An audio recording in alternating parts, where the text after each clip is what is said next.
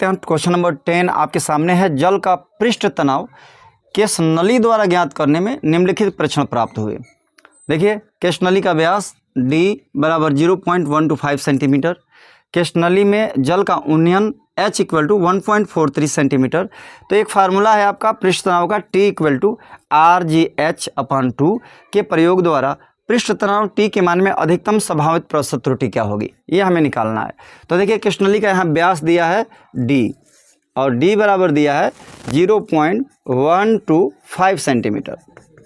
तो जो d की वैल्यू है 0.125 सेंटीमीटर, तो डेल्टा d की वैल्यू क्या होगी, डेल्टा d बराबर, तो मैंने आपको बताया कि यहाँ पर क्या करना है, कैसे निकालना है।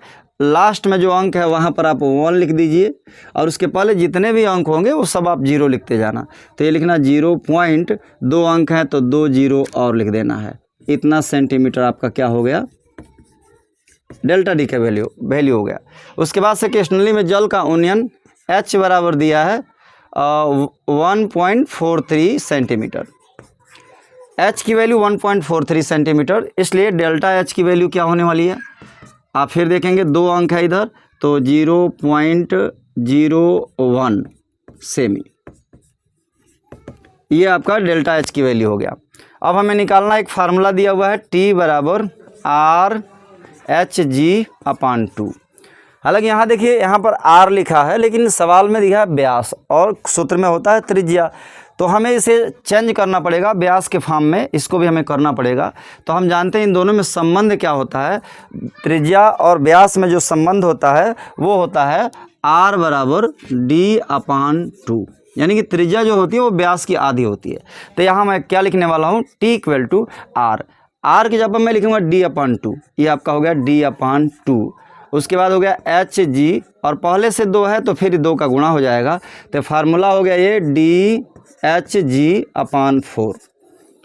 अब मुझे निकालना क्या है, पृष्ठ तनाव के में T के मान में अधिकतम संभावित प्रतिशत त्रुटि। तो हम इसके लिए लिखेंगे डेल्टा T/T इंटू 100 और मुझे निकालना है मैक्सिमम, यहाँ जो है परसेंटेज एरर निकालना है, प्रतिशत त्रुटि। तो इसके T के मान में अधिकतम प्रतिशत त्रुटि का मतलब है D के मान में त्रुटि, तो हम लिखेंगे D के लिए लिखेंगे डेल्टा D/D और गुणा का H और प्लस उसके बाद क्या है H, तो डेल्टा H/H और गुणे 100।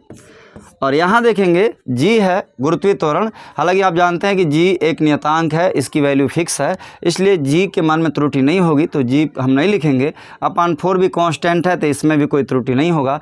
यानी कि T के मान में हुई त्रुटि निकालना हो तो व्यास और ऊंचाई यानी कि उन्नयन, इन दोनों में हुई त्रुटि निकाल दें तो T के मान में त्रुटि निकल जाएगी। तो चलिए अब वैल्यू पुट करते हैं। डेल्टा D की जो वैल्यू है वो कितनी है, 0.001 अपान D का कितना है, D का है 0.125 और इंटू का 100, पुनः प्लस डेल्टा H देखें कितना है आपका 0.01 अपान H की वैल्यू कितनी है 1.43 और इंटू का 100। पुनः अब यहाँ देखिए बराबर अंकों के बाद दशमलव है, इसलिए 1/125, 100 का गुणा करेंगे तो होगा 100/125 और प्लस यहाँ भी देखेंगे 2 अंक के बाद दशमलव है, बराबर है, तो ऊपर हो जाएगा 100/143। आप इसे काट भी सकते हैं या भाग भी दे सकते हैं।